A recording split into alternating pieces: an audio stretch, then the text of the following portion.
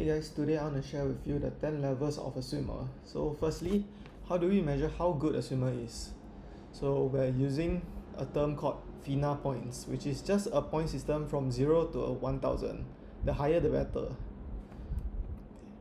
So what's the formula to calculate FINA points? Is this complicated formula is P, as in FINA points, equals to 1000 times the world record of your event, a chosen event, divided by your time and cubed. So you don't really need to understand this, but for example, for me, let's use 50-meter freestyle male. The world record is 20.88 seconds by Cameron McAvoy. My time, best time is 28.22, so we just plug in the values here, which gives me a FINA point of 405. So that's how skilled I am. So this is a pyramid of the 10 levels of being a swimmer. So every level is 100 FINA points, and I'm using the FINA point system for a 50-meter freestyle long course male, but it can be used for any distance at any stroke and both genders. So yep, so we start with level 0. So a swim time of no time because you can't swim. So you're a top 8 billion in the world, so meaning a top 100 percentile, which means so for anybody that can't swim, don't feel too bad about yourself, because half the world population can't swim. And not only that, every swimmer you know, including the ones that win a gold medal, started off at this level. Nobody started off being able to swim. We all learned it, and if you're at this level and you want to swim, I strongly encourage you to at least try it out, because the water doesn't discriminate. Anybody can learn to swim. So yeah, even I started here, everybody started here. Okay. And income as a level 0, of course, is 0, because if you can't swim, how can you make an income as a swimmer? Let's go to level 1, a beginner. So with a FINA point of 1, you can swim from one end to the pool to the other end of the pool in 208.8 seconds, which is slightly over 3 minutes, which puts you in the top 4 billion in the world. So you are better than half the population just by being able to swim from one end of the pool to the other end of the pool, even if it's slow. And you put you in the top 50th percentile, and the income you can make is 0, unfortunately, because you're a beginner. Next, level 2, a novice. A novice can have a 50-meter freestyle time of 45.0 seconds, which puts you in the top 800 million in the world, which you are the top 10 percentile of anybody that's living, which is here in the dark orange level. Unfortunately, you can't make any money off this at this level. Next, level 3, intermediate, with a swim time of 35.7 seconds, puts you in the top 104 million in the world, puts you at the top 1.3 percentile of anybody. Unfortunately, you can't make any money off these two.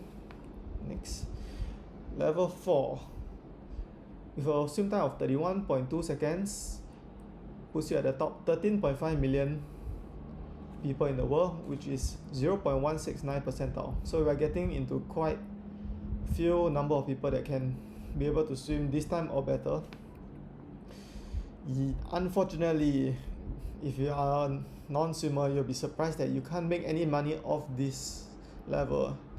And if you're a swimmer, you wouldn't be surprised, because you know how hard swimming is as a sport.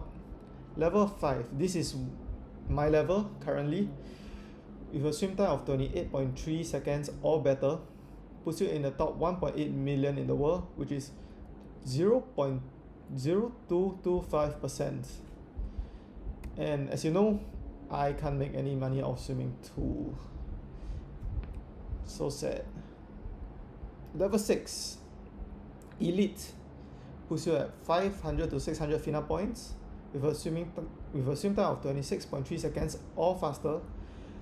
There's only 230,000 people that can swim that time, which puts you at the 0.002875% of the world population. Oh no, you can't make any money off this. Level 7, you're a master of swimming now. You can swim a 50-meter freestyle in 24.8 seconds or faster, which only 30,000 people can do it, which is 0.000375% of the world. And you won't be surprised with the next slide. Oh no, you can't make any money out of this. So sad. Next, regional swimmer. Surely a 23.5 seconds time, top 4,000 in the world, and 0.00005% of the world can do it. Surely can make some money of it. Oh, wait a minute. Did I just forget to write my slides? No, unfortunately, this is the reality we are living in. Even a swimmer that is top 4,000 in the world can't make a single dollar of swimming. And for those of you that are not swimmers, you'll be surprised to learn that even swimmers at this level still work a part-time job to support themselves and swim half the time, which is very sad for somebody as good as a regional level swimmer. Okay, let's go to next. A national level swimmer with a swim time of 22.5 seconds or faster, top 500 in the world, which puts you at 0.0000265% of the world. And here is where you can start to make some money. So this is for a Singaporean context. It will place you 4th in the SEA Games, which is Southeast Asian Games, which you make $0 out of. Sponsorship can be estimated to make $20,000 per year. And stipend, the government will pay you $2,400 per month at a E3 carding level, which is just our Singapore athlete stipend, which puts you at $4,667 per month, or $48,000 per year, which is just average. Average working adult earns this much, and you have to be top 500 in the world to achieve the same amount of money. Level 10, world class. So you are swimming a time of 21.6 seconds or faster, which puts you top 32 in the world, and you are 0.000004% of the world population. And this is the top bracket, as you can see, the purple. And your estimated income is $10,000 for SEA Games Gold, $20,000 for Commonwealth Games Silver, $200,000 for Asian Games Gold, and you'll place 6th in the Olympics, which gives you $0. And all 4 of these, you have to contribute 20% of the money back into the award system. So, and you get $4,000 for World Championship. This is not included in the contribution. You don't have to contribute anything. Sponsorship, you are estimated to earn around $50,000 per year, and the stipend is $6,000 per month at the E1 carding level, which is the highest level of carding in Singapore, which puts your estimated monthly earning at $25,000 and yearly earnings at $310,000 per year, which is very good, but you have to be so high level to earn this much. Okay, a bonus level. If you are the world record holder, you can swim a time of 20.88 seconds, which is the current world record, or faster, and that becomes the world record time, puts you top 1 in the world, which is 0.0000001% of the world population. So instead of this purple thing, you are the top of this purple triangle. And the estimated income as a world record holder is $10,000 for a SEA Games Gold, $40,000 for a Commonwealth Games Gold, $200,000 for Asian Games gold, $1,000,000 for Olympic gold. All of this you have to contribute 20% back into the award system. $20,000 for World Championship gold. Sponsorship, you are estimated to earn $500,000 per year, and stipend, which is the same highest level, $6,000 per month, which is $130,000 per month, and that is $1.5 million per year. Holy. Okay, I want to share with you the graph of the FINA points, because maybe it'll help you understand the points better if I put it in a graph. So here I plotted down the red graph, which is the FINA point. As you can see, negative value. If you swim on the x-axis is your swim time in seconds, and on the y-axis, which is the vertical, is the FINA points. As you can see, a negative swim time will result in a negative FINA point, but nobody will swim a negative time in the world, because that's just impossible. And here is the slide. Let's say for a guy, a blue line is just for a guy that swims 60 seconds for 50-meter freestyle, puts you at a FINA point of 42 FINA points. And as you can see, as the time decreases, your swim time decreases, the line goes higher and more, and your FINA point increases. So let's see, for somebody can swim a time of 30 seconds, puts you at a FINA point of 337.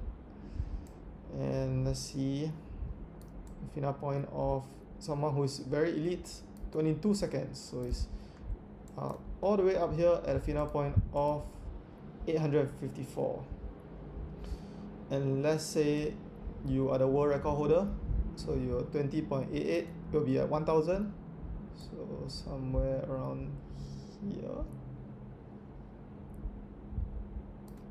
here, and if you manage to break the world record, you have a FINA point of more than 1000. But that's a short time thing, because if you break the FINA point of 1000, your base time becomes the FINA point of 1000. So you hold a world record. So what that means is, let's say you break the world record by A, which A is how much faster you are faster than the world record.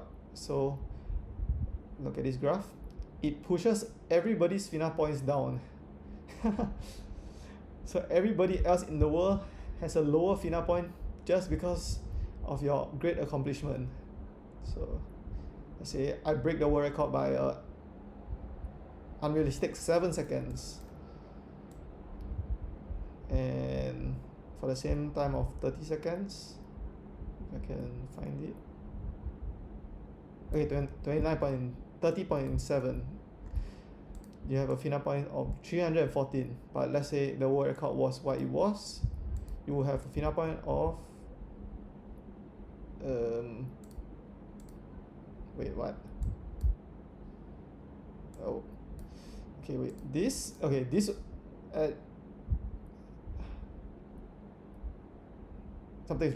something's wrong. Okay, 30.7 is 314 at the current world record pace, but let's say break it by 7 seconds, it will be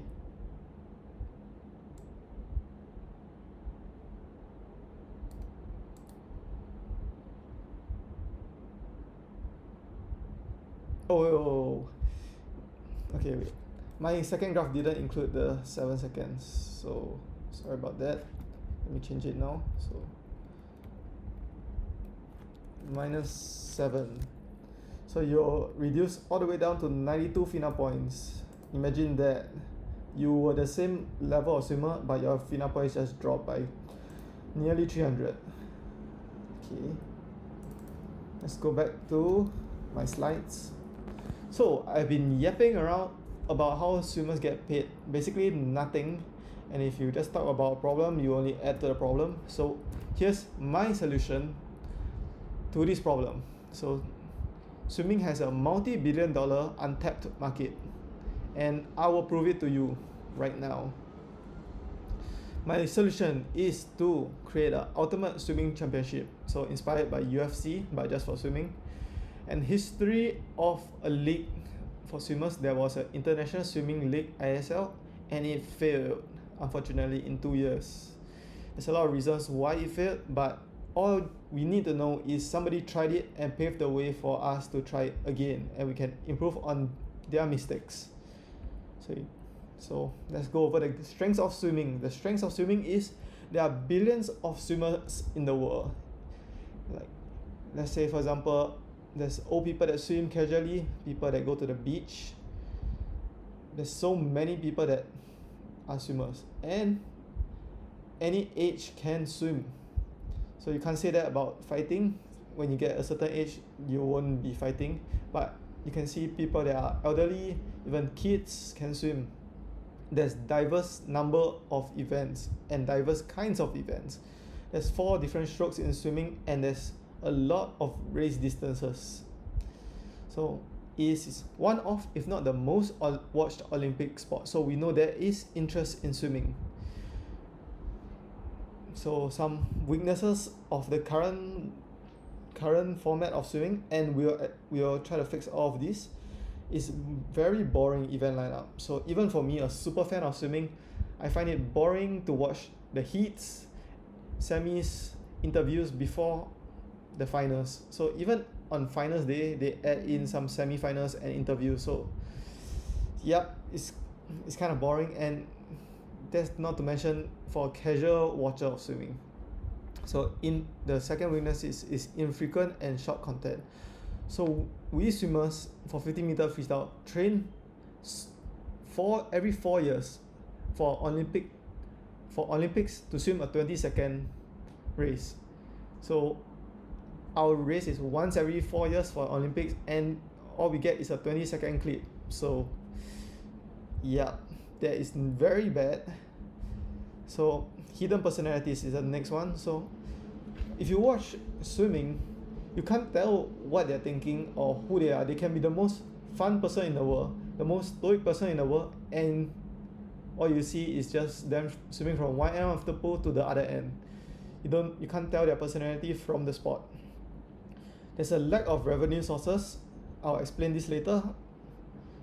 And as you can see from my previous slides over here, swimming pays basically zero. So there's a lack of revenue sources, and the revenue is split among too many people, and I'll explain that later too. Okay, so this is my idea.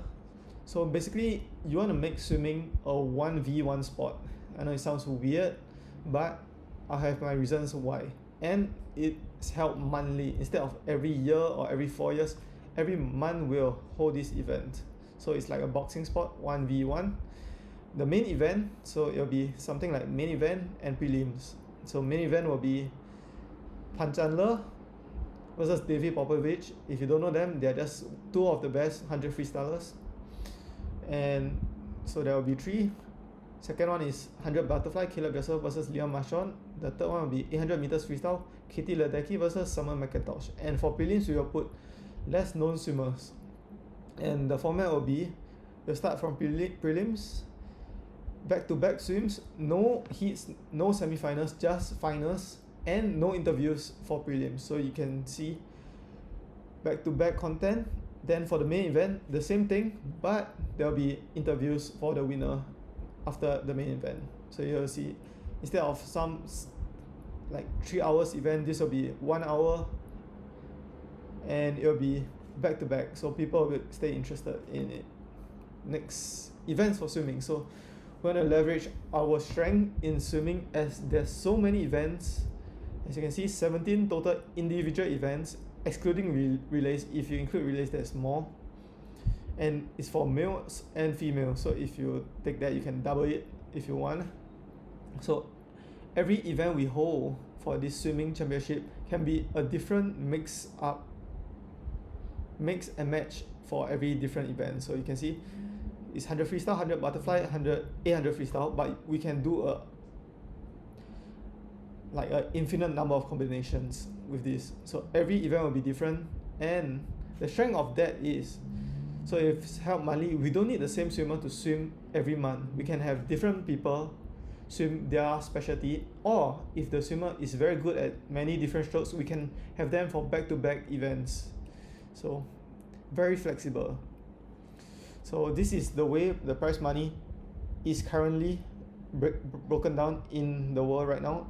The current world championship is, as you can see, 20,000 all the way to 2,000, split among 8 people.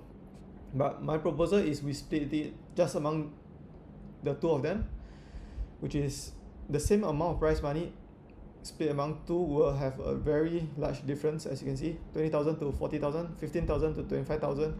And not only that, because we are swimming 2 events only, we don't need 8 judges, we just need 2. We don't need 8 lanes, we just need 2. And I'm sure there's other things that we can cut down on. That's not here.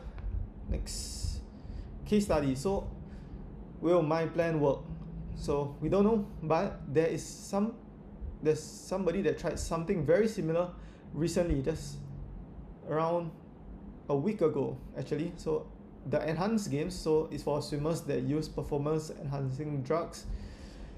There are 4 swimmers per event, so per race instead of 2 there's 4.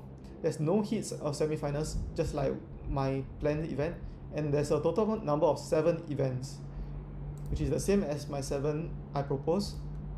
And their prize money is ridiculous amounts. The first place is $250,000, second place is $125,000, third place is $75,000, fourth place is $50,000, and if you break a world record, it's $1 million. You know what's so crazy about that? The fourth place, you came in last in this event, is more than the first place get in the current world championship, and it's not by a little margin. It's 2.5 times more as a last place in that event that you can get first place in our current world championship. So if they can do it, why can't we normal swimmer unenhanced do the same thing, if not better? Because there's way more swimmers that are unenhanced competing normally. So we can dwarf these numbers if we try it. So next, so I'll just talk about random stuff no one has thought about. I don't know why I'm the first one who think about this kind of stuff. But yeah, first one is merchandise. So what the International Swimming League tried and failed is they made merchandise for teams. But the mistake is swimming is not a team sport, it's an individual sport. Even relays, it's just 4 individuals combined together, which is not a team. So the way I propose is, let's say for this race, Caleb Dressel versus Leon Marchand, we build merch for Caleb Dressel and build merch for Leon Marchand. So let's say I'm a Caleb Dressel fan and he inspires me to start swimming. I'm gonna wear his merch. And somebody, let's say from France, is inspired by Leon Marchand's gold medal in 2024 Olympics. He's a fan of Leon Marchand. He thinks he's gonna win. He buys his merch. And 1v1, it builds rivalry. So not only the swimmers have rivalry, the fans have rivalry, which grows the sport. So yep, that's very good. Building up athletes' personality. Remember I talked about nobody knows the personality of athletes. So my idea is, leading up to my swimming championship event, we're gonna make a video series about their training, their lifestyle, their personality. Maybe Caleb Dressel is the most funniest person in the world. So this way we can show everybody his personality. Maybe Leon Marchand is just a hidden Rubik's Cube nerd or whatever. Oh wow, what a great personality. Maybe you can show their training, how they achieve such great results, their lifestyle. Maybe they are very flashy like Conor McGregor or Floyd Mayweather, or maybe they are very reserved. We don't know this kind of stuff until we show it to the people. So second idea, press conference, pre and post competition. Press conference builds up the tension. Maybe they are very kind to each other, maybe they have hidden beef, who knows, but that way we can show them.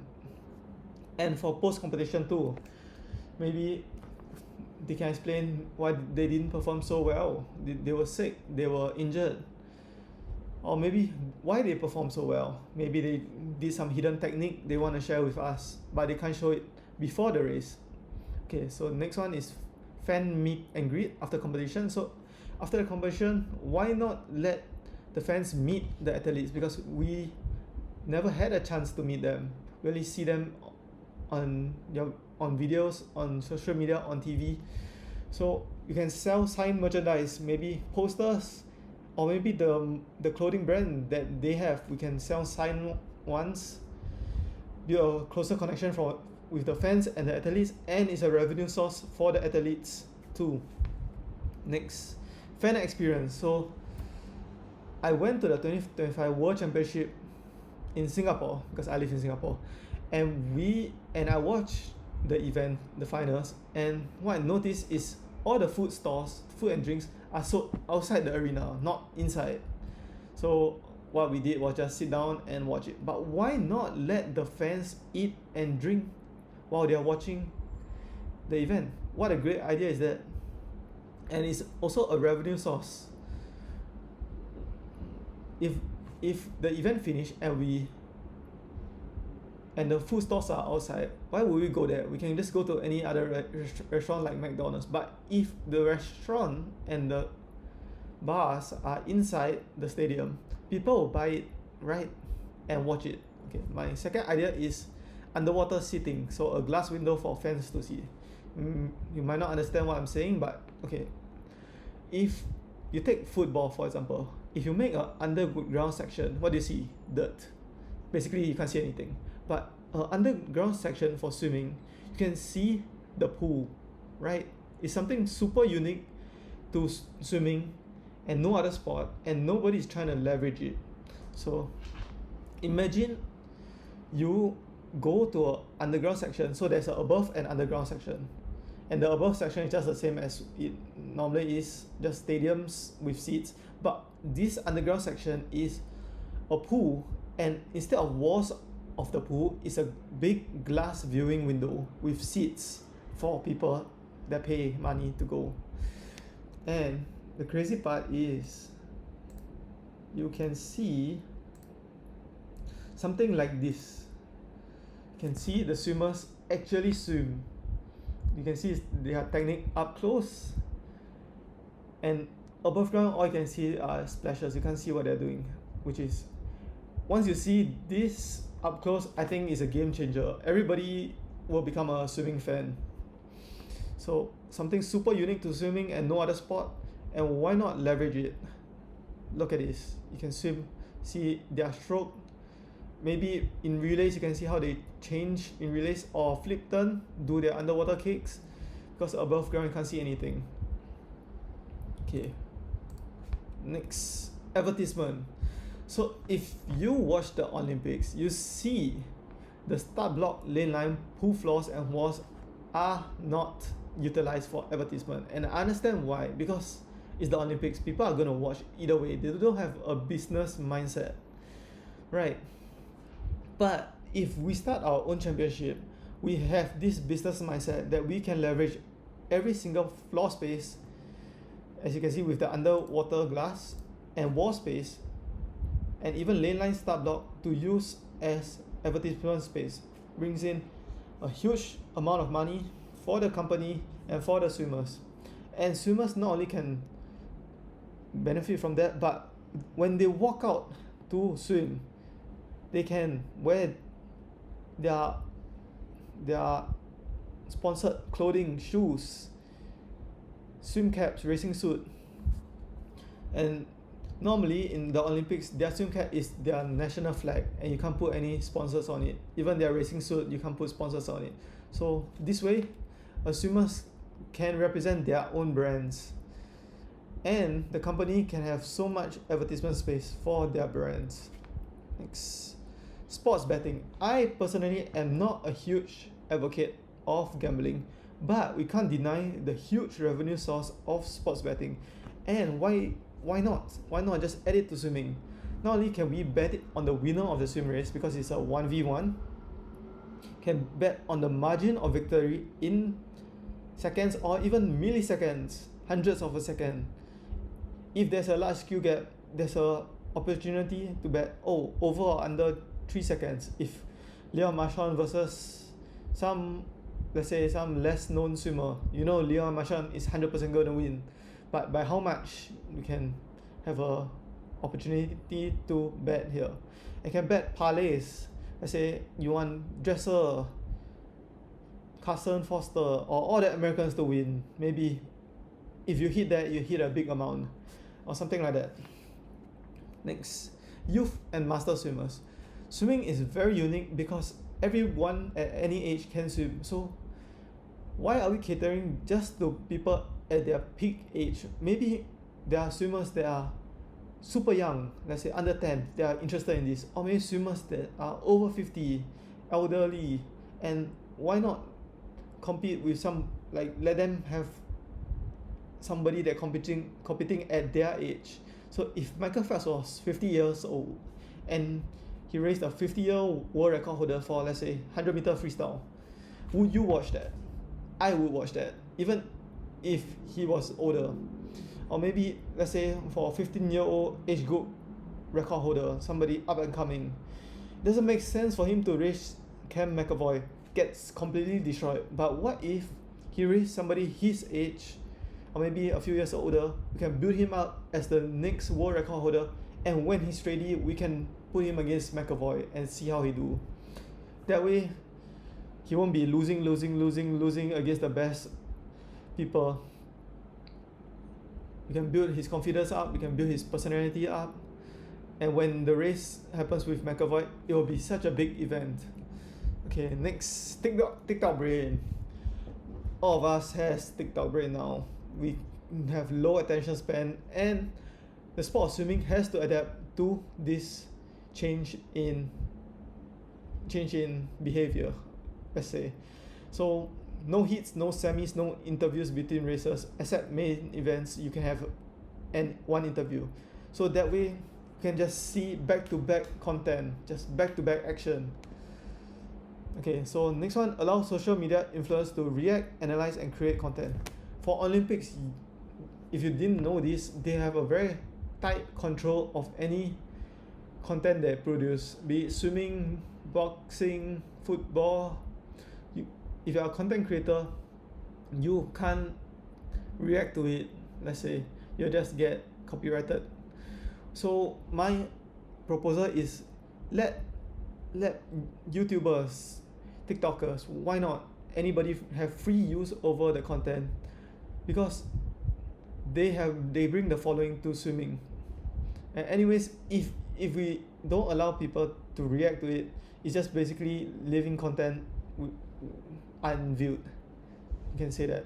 So there is no downside, because after the event, there's no money to be made. Might as well just let everybody create content, build a ecosystem where there are content creators, there are athletes, there are fans, just a whole ecosystem of swimming. Okay, that's the end of my idea. So it is inspired a little bit by UFC, so anybody that's listening to this can have free use of all of my ideas, any and all. You have my permission to. Any billionaires, aspiring billionaires, anybody like Dana White want to use it, because I love this sport and I want it to grow. So I don't see why not. Give it a try. Start a swimming league of your own. It makes the sport better for everyone. The athletes get paid more. The fans have better experience. The company makes money. So there's no reason why swimming should stay a sport that doesn't pay well, that only appears once every 4 years in the Olympics. That's my takeaway. I hope you feel the same way about swimming as I do. So thank you guys so much for watching.